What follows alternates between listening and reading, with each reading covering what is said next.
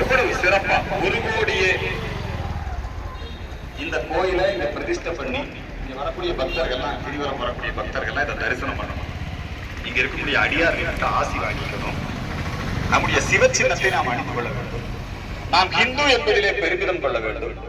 நம்முடைய தேசம் பாரத தேசம் என்பதிலே பெருமிதம் கொள்ள வேண்டும். இந்த திருவண்ணாமலையுடைய புனிதத்தை காக்க வேண்டும். இந்த பாரத நாட்டினுடைய புனிதத்தை பாதுகாக்க ஆபரேஷன் சிந்தூர்னு பேர் வச்சுட்டார் மோடி. நம்ம குங்குமத்தை அடிச்சான் இல்லையா, அதுலயே 2 பெண்கள், ஒரு பெண்மணி பேரு வியோமிகா. வியோமிகானா விமானம் இயற்கையாவே நமக்கு பேர் வியோமிகா சிங். அந்த பெண்மணி, இன்னொரு பெண்மணி குறைசி கோபியா. 2 பெண்மணிகள் போய் காலையில நாங்க நைட் ஒரு 12 மணிக்கு படுக்கிறோம். அப்ப எங்களுக்கு ஒண்ணுமே தெரியல. எந்திரிச்சு பார்த்தா அடிச்சாச்சு, நொறுக்கியாச்சுங்கிறாங்க. 22 நிமிடங்கள்ல எல்லா வேலையும் முடிச்சுட்டு வெற்றிகரமா திரும்பி வந்துட்டாங்க. நம்மளுக்கு எந்த சேதாரமும் கிடையாது. அவன் அங்கிருந்து நம்முடைய வைஷ்ணவி தேவி புலி மேல உட்கார்ந்துருப்பா அந்த அம்மா, அந்த கோயில் மேல அவன் வந்து அங்கிருந்து ராக்கெட் விடுறான். நம்மால் மோடிஜி முதலே செட் பண்ணி வச்சிருக்கிறாரு மகாவிஷ்ணுடைய சக்கர வியூகம். அது பேர் என்னன்னா சக்கர வியூகம்.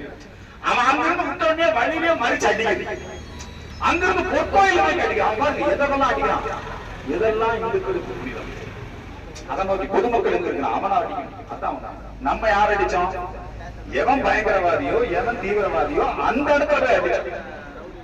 அந்த ஆபரேஷன் சிந்தூர் வெற்றி எதனால கிடைச்சதுன்னா நம்முடைய சிவபெருமானுடைய அருளால தான் கிடைச்சது. நம்முடைய அடையாளம் சிந்தூர். இந்துக்களுடைய அடையாளம் என்ன? சிந்தூர். இந்துக்களுடைய அடையாளம் ருத்ராட்சம். இந்துக்களுடைய அடையாளம் திருநீர். இதை வந்து இந்துக்கள் கர்வத்தோட அணியணும். ஏன்னா இந்த காலத்துல இதெல்லாம் போய் பூசிட்டு இருக்கிறீங்க, இதெல்லாம் போட்டுட்டு இருக்கிறீங்கன்னு யாராவது சொன்னா அது நம்ம ஒத்துக்க கூடாது. இந்துக்களுக்கு அந்த உணர்வை ஊட்டுவதற்காக நம்முடைய சாமி புதுச்சேரியில இருந்து இங்க வந்து இந்த அற்புதமான ஒரு திருப்பணி, இது சிவப்பணி, ரொம்ப அற்புதமா.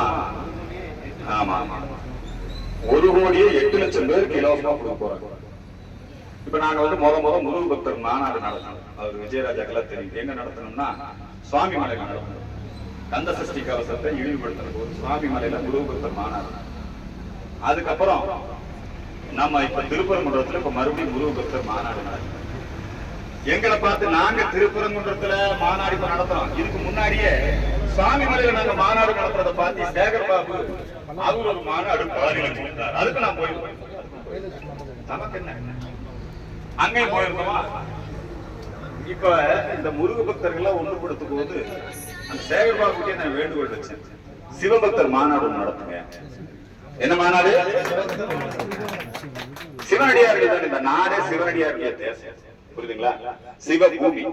அப்போ ஒரு சிவபக்தர்கள்